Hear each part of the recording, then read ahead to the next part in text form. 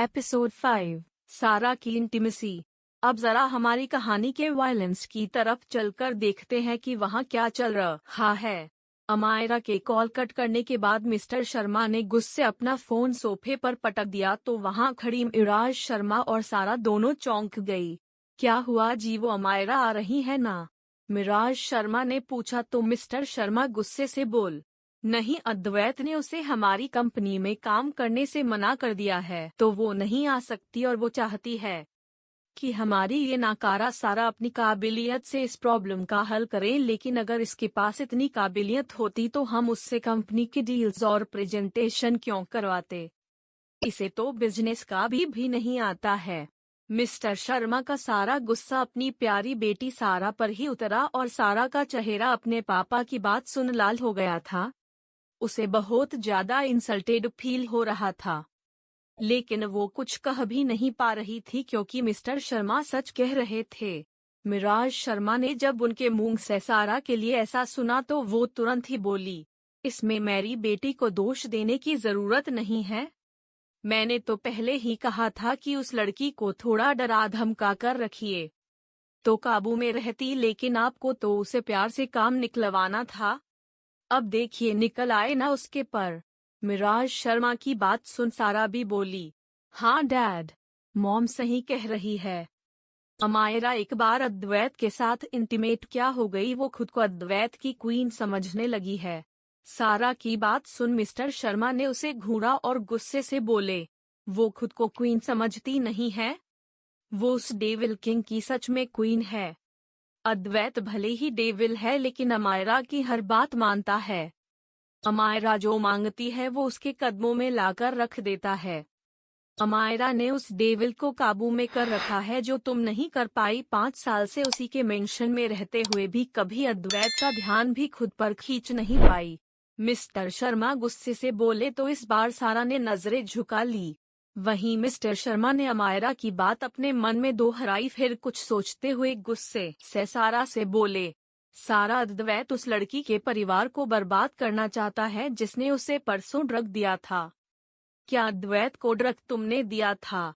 Mister Sharma का सवाल सुन सारा हड़बड़ा गई तो मिस्टर शर्मा गुस्से से फिर से बोले, मैंने जो पूछा उसका जवाब दो सारा।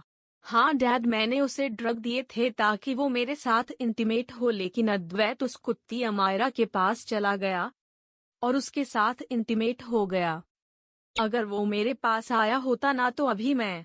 सारा अभी बोल ही रही थी कि मिस्टर शर्मा ने उसे खींचकर थप्पड़ जड़ दिया, जिससे सारा अपनी हील्स पर बैलेंस नहीं बना पाई और सीधी जमीन पर गिर गई। मिस्टर शर्मा गुस्से से बोले, हाँ तो तुमने क्या सोचा था कि वो अमायरा को छोड़कर तुम्हारे पास आएगा?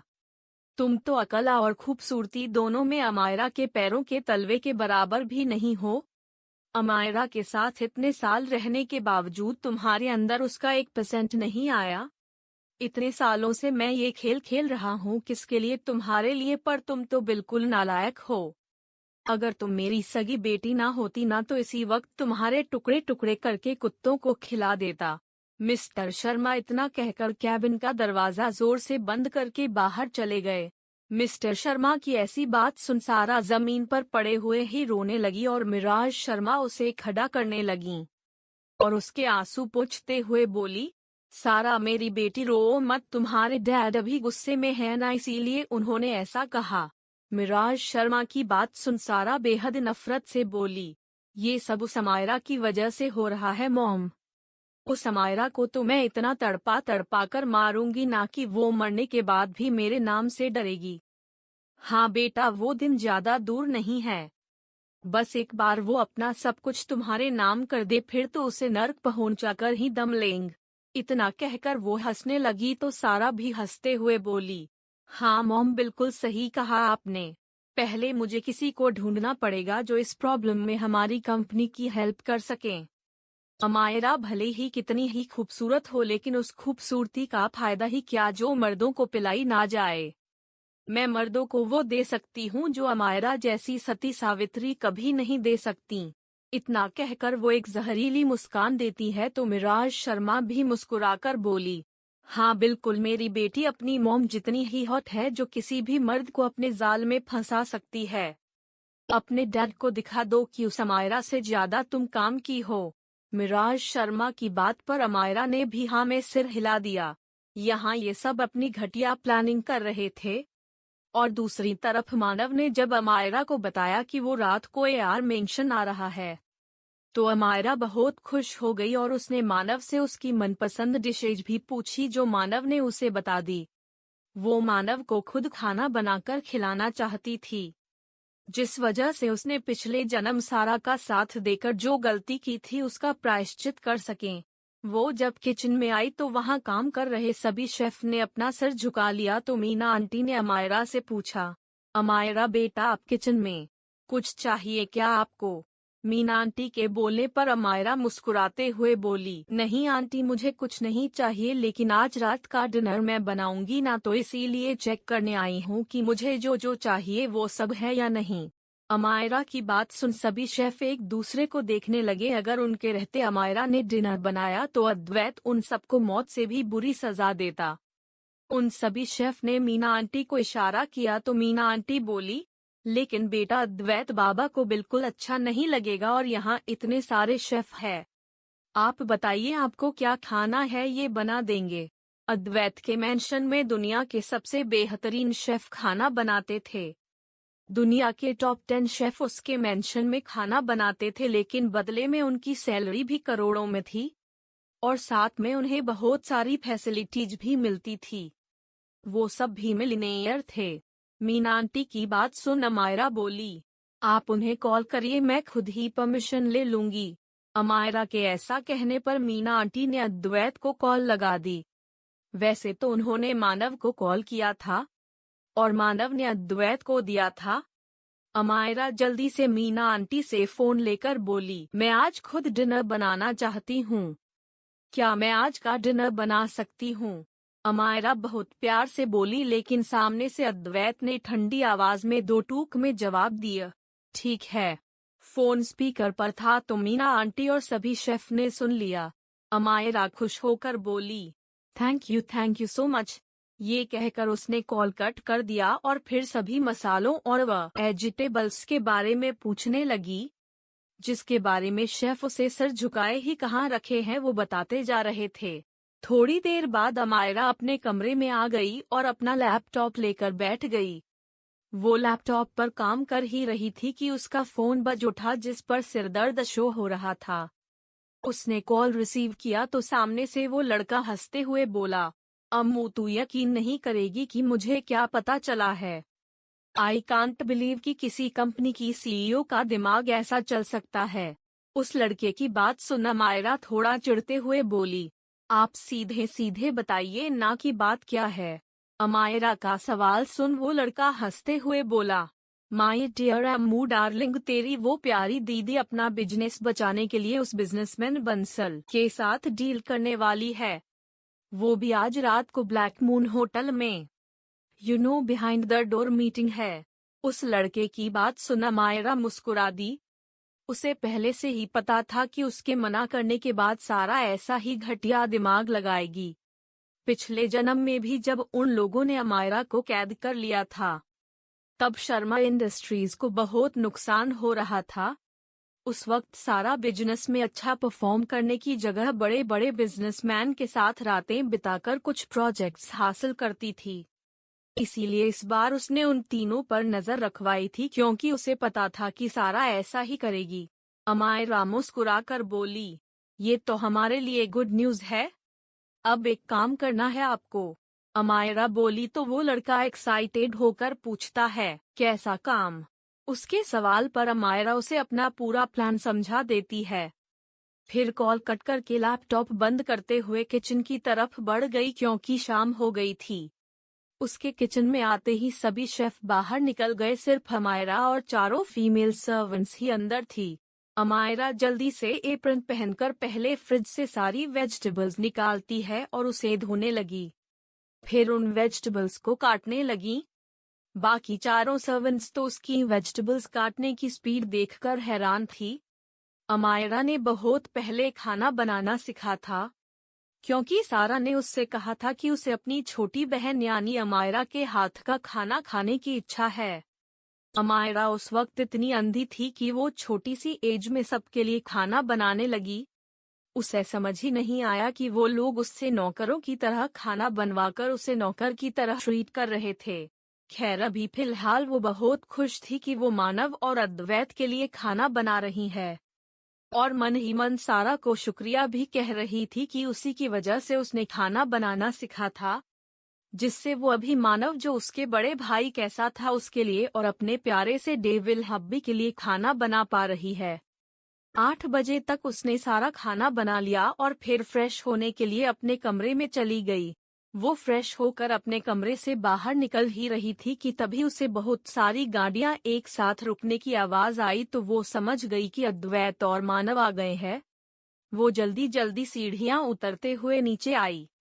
अद्वैत और मानव अंदर आ गए और अमायरा उन दोनों को देखकर मुस्कुरा दी तो बदले में मानव भी मुस्कुरा दिया।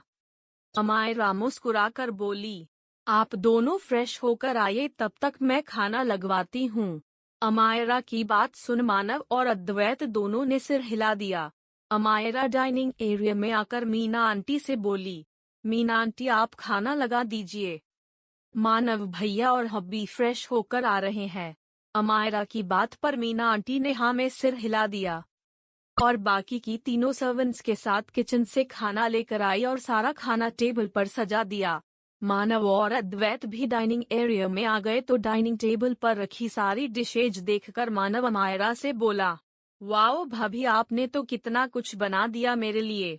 मेरे लिए शब्द पर वो ज्यादा भर देते हुए तिरछी नजरों से अद्वैत को देखता है।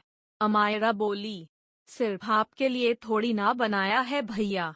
अमायरा बोली तो मानव ने अद्वैत को देखा और शरारती मुस्कान देने लगा, लेकिन अमायरा की आगे की बात सुन उसकी मुस्कान हंसी में बदल गई।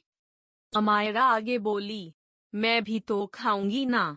अमायरा की बात सुन अद्वैत ने उसकी तरफ देखा और अपनी चेयर जोर से खिसकाते हुए बैठ गया तो मानव और अमायरा भी बैठ। मीना आंटी तीनों को खाना सर्व करती है तो मानव और अद्वैत खाने लगे, लेकिन अमायरा ने खाना शुरू नहीं किया था। वो बारी बारी से उन दोनों को ही देख रही थी, क्योंकि अद्वैत से शादी के बाद उसने कभी भी खाना नहीं बनाया था, चाहे वो इस जन्म में हो या पिछले जन्म में, इसलिए वो नर्वस फील कर रही थी कि खाना कैसा बना होगा।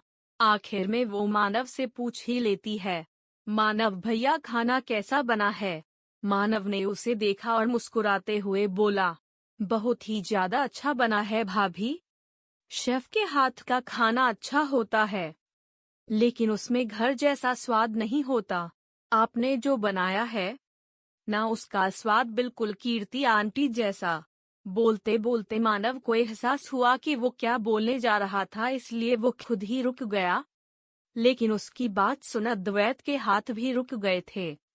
वहीं ये नाम सुन अमायरा के दिमाग में बहुत सी यादें ताजा हो गई, लेकिन वो अपने चेहरे से ऐसा कुछ भी जाहिर ना हो इसलिए कंफ्यूज फेस बनाते हुए बोली, कीर्ति आंटी कौन है भैया। अमायरा का सवाल सुन अद्वैत और मानव दोनों ने अमायरा की तरफ देखा तो मानव हड़बड़ाते हुए बोला, अरे वो भी तुम्हारे जैसा ही खाना बनाती है, इसलिए बस ऐसे ही बोल पड़ा। मानव को और कुछ सूझा नहीं, लेकिन उसकी बात सुन अमायरा ने सिर हिला दिया और अपना खाना खाने लगी। खाना खाने के बाद अमायरा मानव से बोली, आज तो आप यहीं रुकेंगे ना? मैंने आपका कमरा साफ करवा दिया है। हाँ आज तो यहीं रहने वाला हूँ भाभी। मानव भी मुस्कुराकर कहता है और अपने कमरे में चला गया तो अमायरा ने एक नजर अद्वैत को देखा जो वहीं बैठा अपना फोन देख रहा था, तो वो अपने कमरे में चली गई। अमायरा को सोने से पहले शावर लेने की आदत थी तो वो शावर लेकर अपना नाइट प्रिंसेस गाउन पहनकर बेड पर लेट गई। वो बेड पर लेटे लेटे कुछ सोच रही थी, तभी उसके कमरे का दरवाजा फिर से खुला और अद्वैत अंदर आ गया। दरवाजे के खुलने की आवाज से अमायरा भी अपनी सोच से बाहर आई। उसने जब अद्वैत को अपनी तरफ बढ़ते हुए देखा तो वो जल्दी से उठकर बैठ गई। उसे कल रात अद्वैत का ऑइंटमेंट लगाना याद आया तो उसके कान तुरंत ही लाल हो गए। वहीं अद्वैत के चेहरे पर कोई भी भाव नहीं था। उसने ड्रॉर से ऑइंटमेंट ट्यूब निकाली और कमरे की लाइट्स ऑफ कर दी। कल की तरह ही आज भी अद्वैत ने बिना हिचक अमायरा के कपड़े निकाल दिए और ऑइंटमेंट लगाने लगा। ऑइंटमेंट लगाकर वो तुरंत ही कमरे से बाहर निकल गया और अपने कमरे में जाकर फ्रेश होकर स्टडी रूम में चला गया, जहां मानव पहले से ही मौजूद था। अद्वैत वहां आते ही अपनी ठंडी आवाज में बोला, तुम्हें पता है ना कि तुमने डाइनिंग टेबल पर कितनी बड़ी गलती की है? अद्वैत की बात सुन मानव बोला, वो तो गलती से मेरे मुंह से कीर्ति आंटी का नाम निकल गया था अद्वैत, लेकिन अब वक्त आ गया है कि अमायरा भाभी उन सब से मिले। भाभी अब अपनी उस धोखेबाज फैमिली की सच्चाई भी जान गई है, तो अब क्या प्रॉब्लम है? मानव की बात सुन अद्वैत वैसे ही बोला, यही तो मुझे जानना है कि अचानक से वो जिस फैमिली को, खासकर जिस बहन को देवी की तरह पूजती थी, उनकी दुश्मन कैसे बन बैठ? अद्वैत का सवाल सुन मानव भी सोच में पड़ गया। अमायरा अपने कमरे में लेटी अंधेरे में मुस्कुरा रही थी और बोली, पता नहीं मेरी प्यारी सारा दीदी क्या कर रही होगी अभी। ये कहकर वो हंसने लगी। दूसरी तरफ होटल ब्लैक मून के रूम नंबर 181 में दो लोग बैठे डिनर कर रहे थे, लेकिन उन दोनों के अंदर खाने से ज्यादा हवस की भूख थी, जो उनके चेहरों से साफ साफ दिख रही थी। वहां एक आदमी के साथ सारा बैठी थी, जिसने हमेशा की तरह 2.5 किलो मेकअप अपने चेहरे पर लगाया हुआ था और इस वक्त उसने एक पतली सी जालीदार नाइटी पहन रखी थी, जिसमें से सब कुछ देखा जा सकता था। वो नाइटी बहुत मुश्किल से उसकी थाइज तक आ रही थी और उसने अपने अंडरगारमेंट्स भी नहीं पहने थे, जिस वजह से उसकी ब्रेस्ट और प्राइवेट पार्ट भी साफ साफ दिख रहा था। जिससे सामने बैठा आदमी घूर रहा था और अपने होंठों पर जीभ फेर रहा था। वो आदमी सुरेश बंसल था। वो एक बड़ा बिजनेसमैन था, जिसकी उम्र 37 साल की थी और वो शादीशुदा और उसके 2 बच्चे भी थे, लेकिन फिर भी नई नई लड़कियों के साथ सोना इसका पेशा था। बहुत ही ज्यादा हरामी किस्म का इंसान था। दोनों खाना तो खा रहे थे, लेकिन उनकी लस्टफुल नजरें एक दूसरे को ही खा जाने वाली नजरों से देख रही थी। तभी अचानक से सुरेश ने सारा की थाई पर हाथ रख दिया और उसकी थाई सहलाने लगा, जिसे देख सारा सीधी उसकी गोद में बैठ गई और उसके होंठों को चूमने लगी, तो सुरेश भी उसके होंठों को चूमने लगा। सारा के दोनों हाथ सुरेश के शर्ट के बटन खोलने में लगे हुए थे, वहीं सुरेश के हाथ सारा की पूरी बॉडी पर घूम रहे थे।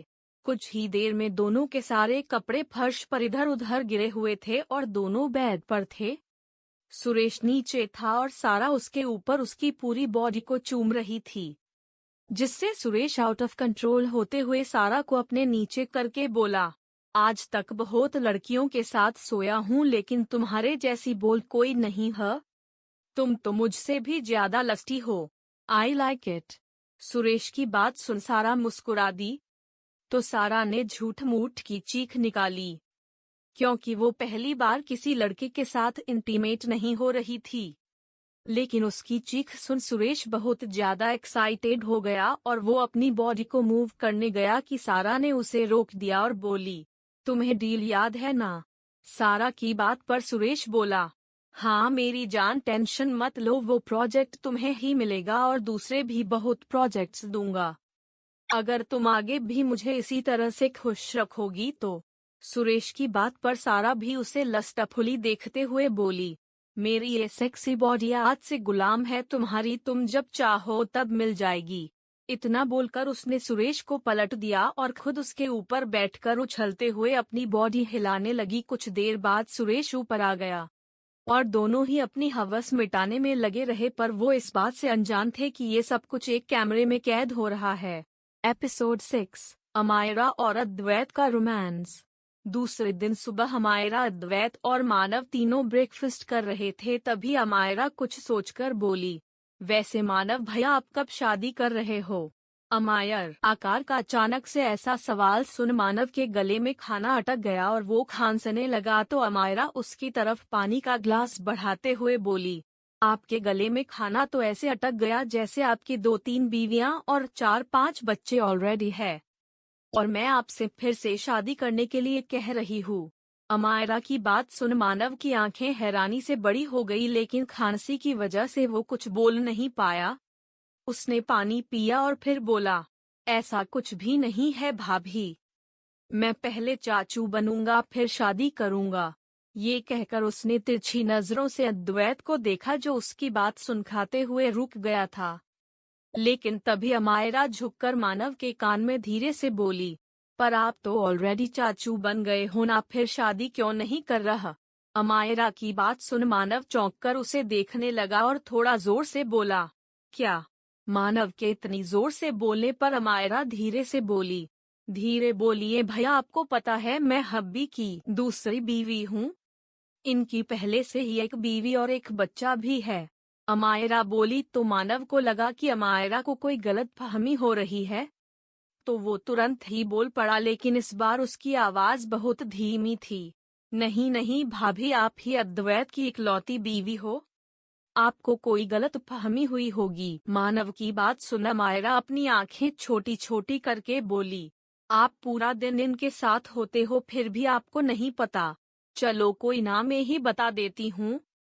हब्बी की पहली बीवी उनका लैपी यानी लैपटॉप है और फोन उनका बच्चा। पूरा दिन दोनों से चिपके ही रहते हैं।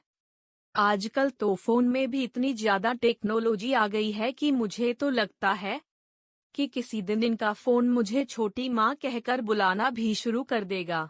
अमायरा लास्ट में हंसते हुए बोली तो उसकी बात सुन मानव जोर जोर से हंसने लगा। अद्वैत उन दोनों को खुसुर फुसुर करते देख चुपचाप ब्रेकफास्ट कर रहा था, जैसे उसे उनकी बातों में कोई इंटरेस्ट ही ना हो। मानव हंसते हुए बोला, क्या भाभी आप भी? मानव को हंसता देख अमायरा भी हंसते हुए धीरे से बोली, मैं बिल्कुल सच कह रही हूँ भैया। थोड़ी देर बाद अद्वैत और मानव ऑफिस के लिए निकल गए। कार में बैठते ही अद्वैत अपनी ठंडी आवाज में बोला, तुम दोनों क्या बातें कर रहे थे?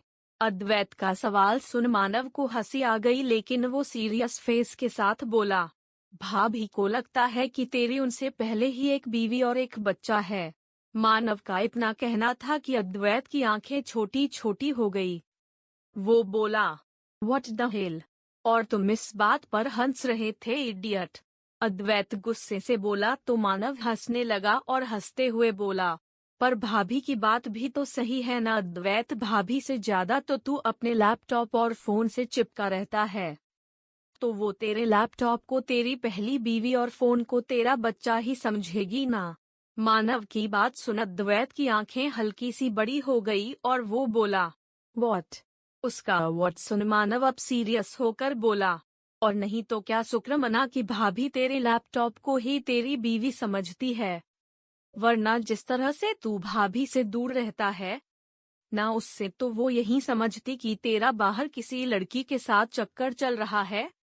वो तो सारा ने रख दिया, इस वजह से तू भाभी के करीब तो गया और तुम दोनों में हस्बैंड वाइफ वाला रिलेशन बना, वरना तो तू खुद से तो कभी भाभी के पास ना जाता। बीवी है वो तेरी अद्वैत, शादी तूने की थी उनसे वो भी अपनी मर्जी से, लेकिन लगता ऐसा है कि उन्होंने तुझसे जबरदस्ती शादी की हो, तुझे किडनैप करके। हाश, मुझे तो ये समझ नहीं आता कि इतनी खूबसूरत बीवी से कौन सा पति दूर रह सकता है। भाभी सच में अच्छी है, वरना जिस पति ने शादी के 5 साल बाद तक उनसे एक बार बात तक ना की हो, उसे कौन प्यार करती? प्यार तो छोड़, वो कोई बॉयफ्रेंड बनाकर तेरे ही पैसों से उसके साथ ऐश करती। और भाभी कितनी ब्यूटीफुल है। कभी देखा है तूने कि भाभी जब किसी भी पब्लिक प्लेस में जाती है तो कैसे सारे लड़कों की नजरें उन पर ही जम जाती है? उन्हें तो जितने चाहिए उतने बॉयफ्रेंड मिल सकते हैं। मानव बोलता चला गया, लेकिन वो बोलने में इतना खो गया था कि उसे ये भी महसूस नहीं हुआ कि उसकी बातें सुन कार का टेम्परेचर धीरे धीरे गिरता जा रहा था, जिसे आगे ड्राइव कर रहा ड्राइवर भी महसूस करके कांप रहा। वो ड्राइवर मन ही मन बोला, ये मानव बॉस तो बोलते ही जा रहे हैं, क्या जरूरत थी इन्हें डेविल को इतना भड़काने की? अब उनकी तो खैर नहीं, साथ में दूसरे भी बहुत बुरे फंसेंगे। ड्राइवर अभी ये सोच ही रहा था कि अद्वैत की ठंडी आवाज उसके कानों में पड़ी, स्टॉप द कार। उसके इतना कहते ही ड्राइवर ने तुरंत कार रोक दी तो मानव ने अद्वैत को देखा जिसकी आंखें लाल हो गई थी। अद्वैत उसे देखकर बोला, गेट आउट ऑफ कार। मानव जल्दी से कार से उतर गया तो अद्वैत बोला, आज तुम पैदल ऑफिस आओ और जल्दी आना, लेट आए तो पनिशमेंट के लिए तैयार रहना। इतना कहकर उसने विंडो का ग्लास ऊपर कर दिया और ड्राइवर को कार स्टार्ट करने का इशारा किया तो ड्राइवर ने कार स्टार्ट कर दी। उसके पीछे पीछे बाकी सारी कार्स भी चली गई तो मानव चिल्लाते हुए बोला, तुझे तो मैं छोड़ूंगा नहीं साले डेविल कहीं के। इतना कहकर वो बेचारा सड़क पर दौड़ने लगा, क्योंकि उसे टाइम से ऑफिस भी तो पहुंचना था। दूसरी तरफ अमायरा अपने लैपटॉप पर काम कर रही थी। एक बात तो अमायरा और अद्वैत दोनों में कॉमन थी कि दोनों ही काम करते हुए सब कुछ भूल जाते थे। शाम को अमायरा को फिर से उस सिरदर्द का कॉल आया तो अमायरा ने लैपटॉप पर काम करते हुए ही कॉल पिक किया और बोली, हेलो। तो सामने से वो लड़का बोला, तेरी बहन की रासलीला का वीडियो आ गया है मेरे पास, तू कहे तो मैं ये वायरल कर दूं अभी। उसका सवाल सुन अमायरा तुरंत ही बोल पड़ी, नहीं उस वीडियो को अभी वायरल नहीं करना है, आप वो मुझे भेज दीजिए। फिलहाल तो शर्मा इंडस्ट्रीज और बंसल इंडस्ट्रीज के बीच में डील होने दीजिए। जब उनका प्रोजेक्ट शुरू होगा उनके पैसे लगाएंगे उस प्रोजेक्ट में, तब ये वीडियो वायरल करेंगे। अमायरा की बात सुन वो लड़का बोला, इससे तो शर्मा इंडस्ट्रीज के साथ साथ बंसल इंडस्ट्रीज भी बर्बाद हो जाएगी। उस लड़के की बात सुन अमायरा लैपटॉप पर ही अपनी नजरें जमाए हुए बोली, तो इससे हमें कौन सा नुकसान है, वैसे भी बंसल इंडस्ट्रीज हमारी राइवल ही है। अच्छा है एक तीर से 3 शिकार हो जाएंगे। अमायरा की बात सुन वो लड़का कंफ्यूज होकर बोला, 3 शिकार कैसे? पहला शिकार शर्मा इंडस्ट्रीज, दूसरा शिकार बंसल इंडस्ट्रीज, लेकिन तीसरा शिकार? उसकी बात सुन अमायरा रुकते हुए बोली, तीसरा शिकार नहीं अच्छा काम होगा। उस सुरेश बंसल की बीवी के सामने उसकी सच्चाई आ जाएगी। वो बेचारी तो उसे बहुत महान समझती है, जिसने उसके पापा की मौत के बाद उसे सहारा दिया और उसके पापा की कंपनी संभाली, लेकिन जैसे ही ये सच बाहर आएगा वैसे ही दूसरा सच भी बाहर आ जाएगा कि सुरेश बंसल ने ही अपने ससुर को यानी उसकी बीवी के पिता को मारा है। सुरेश की बीवी और उसके दोनों बच्चे सुरेश के बिना ज्यादा खुश। अमायरा अपना पिछला जन्म याद करते हुए बोली, जब उसे कैद करके रखा गया था तब उसने एक दिन सारा और मिस्टर एंड मिराज शर्मा की बातें सुनी थी। सारा उन्हें बता रही थी कि सुरेश की बीवी को उसकी रखैलों की खबर लग गई थी तो उसने अपनी बीवी और दोनों बच्चों को मार डाला और उसकी सारी प्रॉपर्टी का मालिक बन बैठा था। बंसल इंडस्ट्रीज कभी गुप्ता इंडस्ट्रीज हुआ करती थी जिसके मालिक उसके ससुर थे और सुरेश तो वहां सिर्फ उनका असिस्टेंट था। लेकिन उसने अपने बॉस को मार डाला और उनकी इकलौती बेटी को सहारा देकर उससे शादी रचा ली। कंपनी भी उसने हथिया ली और उसे गुप्ता इंडस्ट्रीज से बंसल इंडस्ट्रीज बना दिया, लेकिन उसकी भोली बीवी को कभी कुछ समझ नहीं आया। अपनी बीवी और बच्चों को मार डालने के बाद वो अपनी सबसे खास रखैल को अपने घर ले आया जिससे उसका एक नाजायज बेटा भी था। अमायरा को दूसरा जन्म मिला था तो उसने सोच लिया था कि इस जन्म में वो अपना तो बदला लेगी ही, लेकिन दूसरे अच्छे लोगों की जिंदगी बर्बाद होने से भी बचाएगी। वो लड़का हैरानी से बोला, तुझे कैसे पता कि उस सुरेश बंसल ने ही अपने ससुर को मारा है अम्मू डार्लिंग? उसका सवाल सुन अमायरा थोड़ी हड़बड़ा गई, लेकिन फिर बोली, मेरे अपने भी कुछ रास्ते हैं सच पता लगाने के, तो ज्यादा मत सोचिए आप, वरना आपके घुटनों में दर्द होने लगेगा। इतना कहकर उसने हंसते हुए कॉल कट कर दिया और फिर दोबारा से अपने काम में लग गई।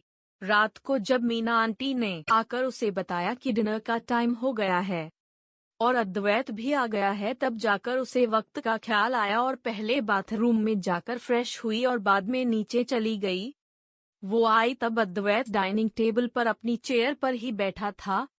अमायरा भी आकर अपनी चेयर पर बैठ गई तो दोनों ने डिनर स्टार्ट कर दिया। डिनर के बाद अमायरा ने हमेशा की तरह शावर लिया और फिर बेड पर लेटी ही थी कि उसे याद आ गया कि सारा और सुरेश की वीडियो उस सिरदर्द ने उसे भेजी है। तो वो अपना लैपटॉप लेकर बैठ गई।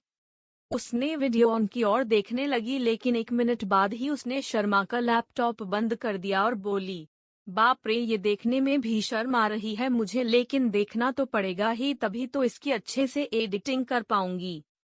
यू कैन डू इट अम्मू। उसने खुद को इनकरेज किया और लैपटॉप खोलकर फिर से वीडियो देखने लगी। उसने वीडियो अभी आधा ही देखा था कि उसे अद्वैत की धीमी आवाज सुनाई दी। तुम चाहो तो हम भी ये कर सकते हैं। उसकी आवाज सुन अमायरा हड़बड़ा गई और उसके शरीर में सिहरन सी दौड़ गई, क्योंकि अद्वैत बिल्कुल उसकी पीठ से अपना चौड़ा सीना सटाए बैठा था और वो अमायरा की गर्दन और कान के बीच वाले एरिया में अपना चेहरा करके बोला था, जिससे उसकी गर्म सांसें अमायरा को अपनी गर्दन पर महसूस हो रही थी। अमायरा हड़बड़ाकर बोली। अमायरा बोल ही नहीं पा रही थी और जल्दी से वीडियो बंद करने गई, लेकिन जल्दबाजी में उसने वीडियो का वॉल्यूम बढ़ा दिया और सारा और सुरेश की बहुत अलग अलग सी आवाजें सुनाई देने लगीं, जिसे सुनकर अमायरा के कान लाल हो गए। तभी अचानक से अद्वैत ने अपने होंठ उसकी गर्दन पर रख दिए और उसकी गर्दन को चूमने लगा तो अमायरा की बॉडी एक बार के लिए कांप उठी। अद्वैत के होंठ अमायरा की गर्दन पर अपनी हरकत कर रहे थे और अमायरा बिल्कुल फ्रिज हो गई थी। उसे पता ही नहीं चला कि कब अद्वैत ने उसकी गर्दन को चूमते हुए अपने हाथ आगे करके लैपटॉप बंद करके बेड की साइड में टेबल पर रख दिया और अब उसके हाथ अमायरा के नाइट सूट के श्रग की नॉट की तरफ बढ़ गए थे। उसने धीरे से नॉट खोल दी और उसका श्रग निकालकर फेंक दिया। अद्वैत ने उसकी गर्दन को चूमते हुए ही अपने होंठ आगे अमायरा की ठुड्डी की तरफ बढ़ा दिए तो अमायरा खुद ब खुद अपना सिर पीछे अद्वैत के कंधे पर झुका दी, जिससे अद्वैत आसानी से उसकी ठुड्डी को चूम पाए। अद्वैत ने एक हाथ से अमायरा की स्पंज जैसी कमर को पकड़ा हुआ था और दूसरा हाथ अमायरा की बॉडी को एक सप्ल ओर कर रहा था। उसने अमायरा के कमर पर रखे हाथ से अमायरा को घुमा दिया और अपने ऊपर कर लिया, जिससे अमायरा का लाल चेहरा उसके चेहरे के सामने आ गया। अद्वैत ने एक ही सेकंड में अमायरा के होंठों को अपने होंठों के बीच में कैद कर लिया, जिससे अमायरा हैरानी से उसे देखने लगी, लेकिन अद्वैत के पैशनेटली किस करने पर उसने भी मदहोशी से अपनी आंखें बंद कर ली थी और उसकी किस में वॉल्व होने लगीं। अद्वैत अमायरा के मुंह में अपनी जीभ डालने की कोशिश करने लगा, लेकिन अमायरा ने अपना मुंह बंद कर रखा था तो अद्वैत ने अपने एक हाथ से उसकी एक ब्रेस्ट को जोर से प्रेस किया, जिससे अमायरा के मुंह से निकल गई और उसका मुंह खुल गया, जिसका फायदा उठाकर अद्वैत ने अपनी जीभ अमायरा के मुंह में डाल दी और उसके मुंह को एक्सप्लोर करने लगा। फिर अपनी जीभ को अमायरा की जीभ के साथ उलझाने लगा, जिसमें अमायरा भी उसका साथ दे रही थी। कुछ ही देर में उनकी किस वाइल्ड स्मूच में बदल गई, जिसकी आवाजें पूरे रूम में गूंज रही थी। अद्वैत ने अमायरा को स्मूच करते हुए ही उसे अपने नीचे कर लिया था और अपने हाथों से उसकी नाइटी की स्ट्रेप्स कंधे से उतार दी। अद्वैत अमायरा के होंठों को छोड़कर उसकी गर्दन पर आ गया था और उसे बहुत ही रफली चूमते हुए बाइट करने लगा, जिससे अमायरा के मुंह से सिसकियां निकलने लगीं और वो कराहते हुए बोली, "हब भी आराम से।" उसकी बात सुन अद्वैत ने कुछ भी नहीं कहा और उसकी गर्दन को चूमता रहा, लेकिन अब वो पहले की तरह रफली नहीं चूम रहा था, बल्कि बहुत ही सॉफ्टली चूम रहा था। गर्दन से वो उसकी क्लीवेज पर आ गया और उसकी क्लीवेज पर किस करते हुए अपने दोनों हाथ से अमायरा की नाइटी उसके घुटनों तक सरका देता है और अमायरा की ब्रा के ऊपर से ही उसकी एक ब्रेस्ट को चूमने लगा और दूसरी ब्रेस्ट को मसलने लगा। अमायरा बहुत जोर जोर से मौन कर रही थी, जो अद्वैत की प्यास बढ़ा रहा था। जब उसकी ब्रेस्ट को चूमने में उसे ब्रा खलेल डालने लगी तो उसने झटके ब्रा को फाड़कर फेंक दिया और उसकी सॉफ्ट ब्रेस्ट को सक करने लगा और दूसरे हाथ से उसकी ब्रेस्ट को मसलते हुए खेल रहा था। बहुत देर तक उसकी ब्रेस्ट से खेलने के बाद वो थोड़ा नीचे गया और उसकी परफेक्ट नेवेल में अपनी उंगली घुमाने लगा, जिससे अमायरा एक लंबा मौन करते हुए उसकी उंगली की मूवमेंट के साथ साथ ही अपनी बॉडी ऊपर उठा रही थी। अद्वैत ने अपने होंठ उसकी नेवेल पर रख दिए और उसकी नेवेल को चूमते हुए अपनी जीभ उसकी नेवेल में डालकर घुमाने लगा, तो अमायरा ने अपने दोनों हाथ उसके सिर पर रख दिए और कराहने लगीं। अमायरा की नेवेल को चूमते हुए अद्वैत ने अपना एक हाथ नीचे की तरफ बढ़ाकर निकर के ऊपर से ही उसके प्राइवेट पार्ट को सहलाना शुरू कर दिया। थोड़ी देर बाद उसने रुकते हुए अमायरा के बचे कूचे हुए सारे कपड़े निकाल दिए साथ में अपने भी पूरे कपड़े निकालकर फेंक दिए और उसके दोनों पैरों को फैलाकर बीच में आ गया। कुछ देर उसकी थाइज को चूमने के बाद अद्वैत ने अपने होंठ उसके प्राइवेट पार्ट पर रख दिए तो अमायरा जोर से सिसकी, नो हब्बी। लेकिन अद्वैत उसके प्राइवेट पार्ट को चूमते ही जा रहा था जिससे अमायरा की पूरी बॉडी कांप रही थी। उसका चेहरा बिल्कुल लाल और पसीने से तर हो गया था। अमायरा बहुत जोर जोर से मौन कर रही थी। आखिर में अद्वैत वापस से ऊपर आ गया और खुद को सेट करके अमायरा के अंदर समा गया तो दर्द की वजह से अमायरा की आंखों से आंसू बह निकले और उसने अपने नाखून अद्वैत की पीठ पर रगड़ा दिए। अपने गले से निकलने वाली आवाज रोकने के लिए उसने दोनों होंठ कसकर भींच लिए था। अद्वैत उसके अंदर एंटर करने के बाद रुका और उसके होंठों को चूमने लगा। वो अमायरा की बॉडी को अपने हाथ से सहला रहा था ताकि अमायरा का दर्द कम हो।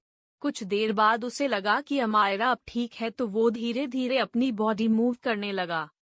अद्वैत अपनी बॉडी मूव करने के साथ साथ अमायरा के होंठों को चूमता तो कभी उसकी गर्दन को चूमता और उसका हाथ अमायरा की दोनों ब्रेस्ट के साथ बारी बारी से खेल रहा था। धीरे धीरे अद्वैत अपनी स्पीड बढ़ाते जा रहा था और अमायरा की सिसकियां भी बढ़ती जा रही थी। CH7 अमायरा हुई अद्वैत से गुस्सा। 7 बजे के करीब कमरे में हल्की हल्की रोशनी आने लगी तो अमायरा का उनमुनाने लगी और अपने चेहरे पर हाथ रखकर दूसरी तरफ करवट लेने गई कि उसे अपने निचले हिस्से में दर्द हुआ जिससे उसकी सारी नींद झटके से दूर हो गई। उसने आंखें खोलकर खुद को और फिर अद्वैत को देखा जो उसे अपने से चिपकाए हुए सो रहा था। फिर उसका ध्यान नीचे गया तो उसका चेहरा लाल हो गया जो पहले शर्म की वजह से तो कुछ ही पल बाद गुस्से से लाल हुआ क्योंकि वो अद्वैत से दूर नहीं हो पा रही थी। अद्वैत की पकड़ बहुत मजबूत थी उस पर। जब कोशिशें करते हुए वो थक गई तो चुपचाप उस डेविल को घूरने लगी। अमायरा खुद से ही बोली, आज आप पर बिल्कुल प्यार नहीं आ रहा है। इतना कहकर उसने अद्वैत के बिखरे हुए बाल और ज्यादा बिखेर दिए। अमायरा अभी भी अद्वैत को घूर रही थी। थोड़ी देर बाद अद्वैत की नींद खुली तो उसने अमायरा को देखा जो उसे घूर रही थी, जिससे अद्वैत ने ऐसे नजरें हटा ली जैसे उसे कोई फर्क ही ना पड़ता हो। फिर वो अमायरा को अपनी पकड़ से आजाद करके वहां पास में पड़ा टॉवल उठाकर अपनी कमर पर बांध देता है। रात को शावर लेने के बाद अमायरा टॉवल से बाल पोंछते हुए ही लैपटॉप लेकर बैठ गई थी इसलिए टॉवल वहीं पड़ा था। अद्वैत सीधा बाथरूम में घुस गया तो अमायरा को और भी ज्यादा गुस्सा आया जिससे उसकी नाक हल्की सी लाल हो गई थी। 2 मिनट बाद जब अद्वैत बाथरूम से बाहर आया तो अमायरा गुस्से से बोली, मैं आपसे गुस्सा हूँ। पहली बार आपको ड्रग दिया गया था इसीलिए कुछ नहीं कहा लेकिन मुझे लगा था कि अगर आपको दोबारा इंटीमेट होना होगा तो कम से कम मेरी परमिशन तो लेंगे पर आप तो सीधे शुरू हो गए थे। अमायरा की बात सुन अद्वैत बाथरूम के दरवाजे पर ही रुक गया फिर अमायरा की तरफ ही बढ़ गया, जिसे देख अमायरा अपने ब्लैंकेट को कसकर पकड़ते हुए बोली, आप इधर क्यों आ रहे हो? अमायरा के सवाल के जवाब में अद्वैत कुछ नहीं बोला और वैसे ही उसकी तरफ बढ़ता रहा। बेड के पास आकर वो अमायरा की तरफ झुकते हुए धीमी आवाज में बोला, I think you need me more. उसकी बात सुन अमायरा की आंखें हैरानी से बड़ी हो गई और वो जल्दी से बोली, नहीं नहीं। लेकिन बाकी के शब्द उसके मुंह में ही रह गए क्योंकि तब तक अद्वैत ने उसे सीधा अपनी गोद में उठा लिया था और बाथरूम की तरफ बढ़ गया था, जिससे अमायरा कंफ्यूज हो गई लेकिन वो कुछ पूछती तब तक वो बाथटब में थी। बाथटब में पहले से ही हल्का गुनगुना पानी भरा हुआ था जो थोड़ी देर पहले अद्वैत ने ही भरा था। अमायरा हैरानी से अद्वैत की तरफ देखती है तो अद्वैत बोला, मैं सीधा शुरू हो गया था तो एंजॉय तो तुमने भी किया राइट।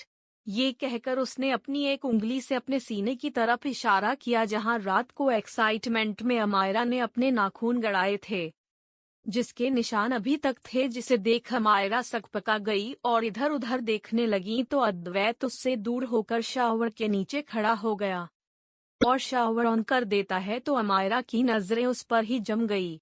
एकदम परफेक्ट मस्कुलर बॉडी थी उसकी और उसके 8 पैक एब्स के कट बिल्कुल क्लियर थे जिस पर से शावर का बहता पानी फिसल रहा था। अमायरा बहुत ध्यान से अद्वैत को देख रही थी। उसके हल्के से ब्राउन और ब्लैक मिक्स बाल जो अभी पानी की वजह से उसके फहद को ढक रहे थे। उसकी शेर जैसी ऑरेंज ब्राउन आंखें, पतले होंठ और बिल्कुल परफेक्ट जॉ लाइन। अद्वैत के चेहरे से उसकी नजर हट ही नहीं थी, जिसका पता अद्वैत को भी था, लेकिन उसने कुछ भी रिएक्ट नहीं किया। शावर लेकर उसने बाथरोब पहना और बाहर जाने लगा। फिर रुककर अमायरा को देखता है, जो अभी भी मंत्रमुग्ध होकर उसे ही देख रही थी। अद्वैत अपनी ठंडी आवाज में बोला, जल्दी से रेडी होकर नीचे आओ ब्रेकफास्ट के लिए, वरना फिर अकेले ही ब्रेकफास्ट करना। इतना कहकर वो चला गया तो अमायरा होश में आई और अपने सिर पर चपत लगाते हुए बोल, अम्मू, तू पागल हो गई है। तू कैसे घूर रही थी? उन्हें पता नहीं वो क्या सोच रहे होंगे तुम्हारे बारे में। खुद को कोसते हुए अमायरा भी बाथटब से खड़ी होकर बाथरोब पहन लेती है और बाथरूम से बाहर निकलकर सीधा क्लोजेट में चली गई। थोड़ी देर में अमायरा रेडी होकर नीचे आ गई तो अद्वैत ने एक नज़र उसे देखा और वापस से अपने फोन में देखने लगा। अमायरा आकर अपनी चेयर पर बैठ गई और दोनों ने ब्रेकफास्ट करना शुरू कर दिया। तभी मीना आंटी बोला, आप आज काफी लेट उठे अद्वैत बाबा, आपकी तबीयत तो ठीक है ना? मीना आंटी फिक्र से बोली तो अद्वैत ने सिर्फ सिर हिला दिया, लेकिन उनका सवाल सुन अमायरा जोर जोर से खांसने लगी। उसका चेहरा लाल हो गया था। अब वो लाल खांसने की वजह से हुआ था या शर्म से, ये बताना थोड़ा मुश्किल था। लेकिन मीना आंटी का ध्यान अमायरा पर चला गया था और उसे देखकर वो सब समझ गई तो मुस्कुराकर वहां से चली गई। मीना आंटी के जाने के बाद डाइनिंग टेबल पर पूरी तरह से शांति छाई हुई थी, जिसे तोड़ने का काम अमायरा के फोन ने किया। उसके फोन की रिंग सुन अमायरा और अद्वैत दोनों का ही ध्यान उसके फोन पर चला गया। अमायरा ने अपने फोन को देखा और उस पर फ्लैश हो रहे नाम को देखकर उसके चेहरे के एक्सप्रेशन बदल गए, जिसे अद्वैत ने नोटिस कर लिया। अमायरा फोन रिसीव करते हुए जितनी हो सके उतनी प्यारी आवाज में बोली, हाँ बोली मॉम। अमायरा के मुंह से मॉम सुन अद्वैत ने सिर हिलाकर अपनी नजरें ब्रेकफास्ट पर ही कर ली, लेकिन वो अभी भी काफी ध्यान से अमायरा की बातें सुन रहा था। दूसरी तरफ से मिराज शर्मा भी अपना झूठा प्यार और फिक्र दिखाते हुए बोली, अम्मू बेटा, तुम्हें अपनी मॉम की बिल्कुल भी याद नहीं आती ना, इसीलिए तुम इतने दिनों से मिलने नहीं आई। तुम्हारे डैड भी तुम्हें काफी याद कर रहे हैं, लेकिन हमारी बेटी तो अब पराई हो गई है। उनकी ऐसी बातें सुन अमायरा का मन उल्टी करने का हो रहा था, लेकिन वो भी मिराज शर्मा की तरह ही बोली, मैं आप दोनों को भूल जाऊं, ऐसा हो सकता है मॉम। मैं भी आप दोनों को बहुत मिस कर रही हूँ। उसकी बात सुन मिराज शर्मा तुरंत ही बोली, तो आज आ जाओ शर्मा निवास, और हाँ इस बार 1-2 दिन रुको, ऐसी आना हर बार की तरह मिलकर चली मत जाना। मिराज शर्मा की बात सुन अमायरा ने अद्वैत की तरफ देखा, जो अपना ब्रेकफास्ट ही खा रहा था, लेकिन वहाँ इतनी शांति थी कि मिराज शर्मा की बातें उसे भी सुनाई दे रही थी। अमायरा धीमी आवाज में बोली, मॉम मैं उनसे पूछकर बताती हूँ। अमायरा के इतना कहते ही सामने से मिराज शर्मा उखड़ी हुई आवाज में बोली, तुम्हें हर काम अद्वैत से पूछकर करने की जरूरत नहीं है। अम्मू पति है वो तुम्हारा, ना कि तुम्हारा मालिक, जिससे तुम्हें सांस लेने के लिए भी उसकी मंजूरी चाहिए। मिराज शर्मा की बात सुन अमायरा को गुस्सा तो बहुत आया और वो गुस्से में कुछ कह भी देती, लेकिन तभी अद्वैत ने अपनी चम्मच जोर से टेबल पर पटकी तो अमायरा ने चौंक कर उसे देखा और अद्वैत को गुस्से में देखकर वो तुरंत बोली, मॉम प्लीज, मैं बाद में कॉल करके बताती हूँ कि मैं आऊंगी या नहीं। हाँ बाय। इतना कहकर उसने कॉल कट कर दिया और अद्वैत को देखकर बोली, सॉरी। उसके मुंह से सॉरी सुन अद्वैत बिना कुछ बोले चेयर से खड़ा हो गया तो अमायरा भी अपनी चेयर से खड़ी होते हुए बोली, क्या मैं आज वहां जा सकती हूँ? अमायरा ने पीछे से पूछा तो अद्वैत ने अपना सिर हाँ में हिलाया और ऑफिस के लिए निकल गया। उसके जाने के बाद अमायरा भी अपना अधूरा ब्रेकफास्ट वैसे ही छोड़ देती है, क्योंकि उसे अकेले ब्रेकफास्ट और डिनर करना पसंद नहीं था। लंच टाइम में तो वो पहले स्कूल या कॉलेज में ही होती थी, इसीलिए लंच वो अकेले कर लेती थी। अमायरा लिविंग हॉल में बैठकर सोच में पड़ गई कि मिराज शर्मा उसे वहां क्यों बुला रही है। बिना मतलब के तो वो उसे वहां बुला ही नहीं सकती थी। तो वो क्या करने वाली है वो अमायरा समझ नहीं पा रही थी। लेकिन फिर ज्यादा ना सोचते हुए वो शर्मा निवास जाने के लिए निकल गई। उसके साथ उसके बॉडीगार्ड्स भी थे जो अद्वैत ने स्पेशली अमायरा के लिए ही रखे थे। वहीं अमायरा के जाने के बाद मीना आंटी ने लिविंग हॉल में आकर वहां रखे लैंडलाइन फोन में एक नंबर डायल करके किसी को कॉल लगा दिया। सामने से कॉल रिसीव करते ही एक औरत की आवाज आई। हाँ बताओ मीना, कैसा चल रहा है वहाँ सब? अद्वैत और अमायरा कैसे है? उस औरत की बात सुन मीना आंटी बोली। दीदी, अद्वैत बाबा और अमायरा बिटिया ठीक है और एक अच्छी खबर भी है आपके लिए। मीना आंटी की बात सुन सामने से वो औरत तुरंत सवाल करती है। अच्छी खबर? कैसी अच्छी खबर? मीना आंटी मुस्कुराते हुए बोली। अद्वैत बाबा और अमायरा बिटिया का रिश्ता काफी सुधर गया है और आगे भी बढ़ चुका है। मीना आंटी की बात सुन सामने वाली औरत बोली। मतलब? मीना आंटी उन्हें समझाते हुए बोली। मतलब दीदी, उन दोनों के बीच में अब पति पत्नी वाला रिश्ता बन गया है। 3-4 दिन से अद्वैत बाबा अमायरा बिटिया के साथ उनके कमरे में ही सो रहे हैं। और अमायरा बिटिया के शरीर पर जो निशान है वो साफ साफ बताते हैं कि उनका रिश्ता काफी आगे बढ़ गया है। मीना आंटी की बात सुन वो औरत खुशी से बोली। ये तो बहुत ही अच्छी खबर है मीना। बस मेरा बेटा और बहू दोनों हमेशा खुश रहें और उनका रिश्ता बहुत मजबूत बने। उस औरत की बात सुन मीना आंटी भी मुस्कुराकर बोली। हाँ दीदी, पहले वो अमायरा बिटिया की बहन यहाँ रहती थी ना, तो उन दोनों के बीच में कोई बात ही नहीं होने देती थी। मुझे तो वो बिल्कुल अच्छी नहीं लगती थी और शायद अब अमायरा बिटिया भी उनके मंसूबे समझ गई है, इसीलिए उन्होंने उसको यहाँ से भेज दिया। मीना आंटी की बात सुन वो औरत गुस्से से बोली। मुझे सब पता है मीना, वो तीनों मेरी बहू का फायदा उठाना चाहते हैं और अब तक बहुत फायदा उठा भी चुके हैं। लेकिन उन सब के कर्मों का फल उन्हें बहुत जल्द मिलेगा। उसके बाद उन्होंने कॉल कट कर दिया। वहीं एक महलनुमा घर में वो औरत खुशी से दूसरी एक बूढ़ी औरत के पास गई और बोली।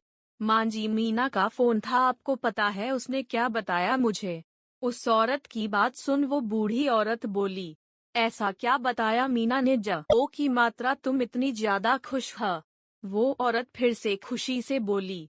माँ जी, अद्वैत और अमायरा के बीच में अब पति पत्नी वाला रिश्ता बन गया है। दोनों एक ही कमरे में भी रहने लगे हैं। उस औरत की बात सुन वो बूढ़ी औरत खुश होते हुए बोली।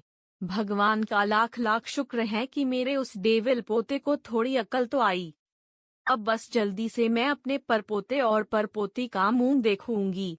उस बूढ़ी औरत की बात पर वो औरत भी हाँ में सिर हिला देती है।